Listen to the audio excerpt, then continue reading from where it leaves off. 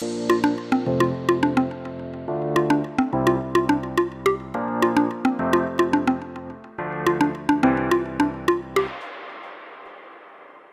je m'appelle Céline Chailly, je suis directrice du pôle maison chez Reward Media. En fait, je dirige l'éditorial des marques maison, le journal de la maison, campagne décoration, maison et travaux et Mon jardin, ma maison.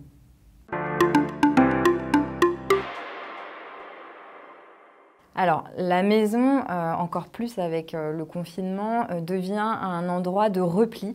Les gens ont envie de se retrouver chez eux et surtout, ils ont envie de s'y sentir bien, de s'y sentir à l'aise. Et donc, du coup, ça les incite à améliorer le confort chez eux. Ils y font aussi beaucoup de changements en termes d'aménagement, notamment pour avoir un espace de travail, parce que les bureaux avaient disparu des plans des maisons. On n'aménageait plus de bureaux parce qu'avec les ordinateurs portables et les téléphones, on peut travailler un petit peu n'importe où. Là, avec le télétravail, on recrée des bureaux et du coup, c'est vrai qu'en termes d'aménagement, le bureau redevient une pièce de la maison à part entière.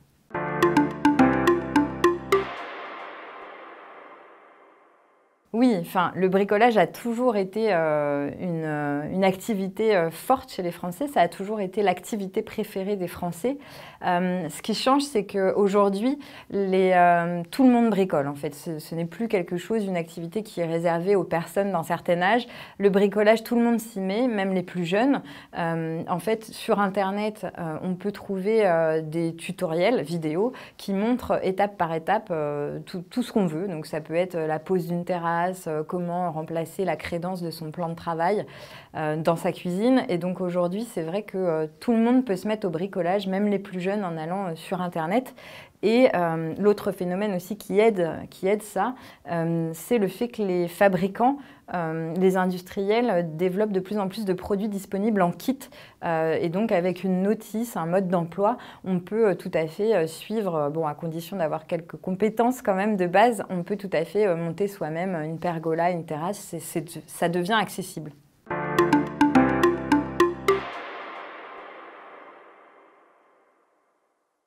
Les intérieurs ont longtemps été très cloisonnés, mais aujourd'hui, avec toutes les évolutions sociétales et puis effectivement avec cette période de confinement, on a envie finalement de retrouver des espaces fermés, de retrouver un petit peu son intimité, de pouvoir s'isoler aussi des autres. Du coup, les cuisines, par exemple, qui ont longtemps été ouvertes sur le salon, et ben les cuisines, elles se referment. Et les chambres aussi, les chambres qui étaient totalement ouvertes sur les salles de bain, vont également retrouver une intimité en se refermant.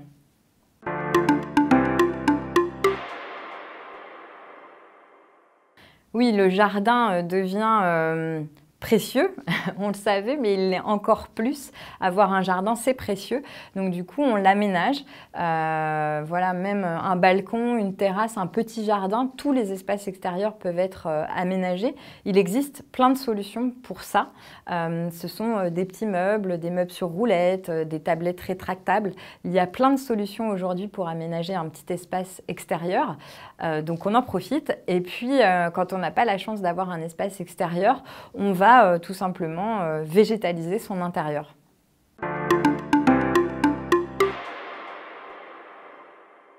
Alors, je ne suis pas devin pour deviner à quoi ressemblera notre habitat demain. En revanche, je pressens quand même quelques tendances un peu marquantes, notamment un vrai accent sur les économies d'énergie. Demain, notre logement sera économe. Il y a aujourd'hui beaucoup d'appareils, d'équipements très performants qui sont introduits sur le marché et qui permettent aux gens de faire des économies d'énergie et donc des économies financières. Ces équipements sont en plus respectueux de l'environnement. Donc une maison vraiment verte, saine, ça passe aussi par des matériaux beaucoup plus sains qu'on va aussi choisir et introduire à l'intérieur de son logement. Et puis, une maison qui va être connectée. C'est la grande tendance. Aujourd'hui, on peut tout piloter à distance depuis son smartphone. Alors, ça a été compliqué au début, aux prémices, avec la domotique où personne ne comprenait rien. Mais aujourd'hui, les objets connectés sont vraiment accessibles. Donc, la maison devient connectée et très simplement. Et enfin, la maison va devenir aussi très modulable, très évolutive. Il y a un certain nombre de changements dans la société, comme par exemple le fait qu'il y ait de plus en plus de familles recomposées, que les familles deviennent aussi multigénérationnelles, puisqu'on accueille ses parents, ses grands-parents.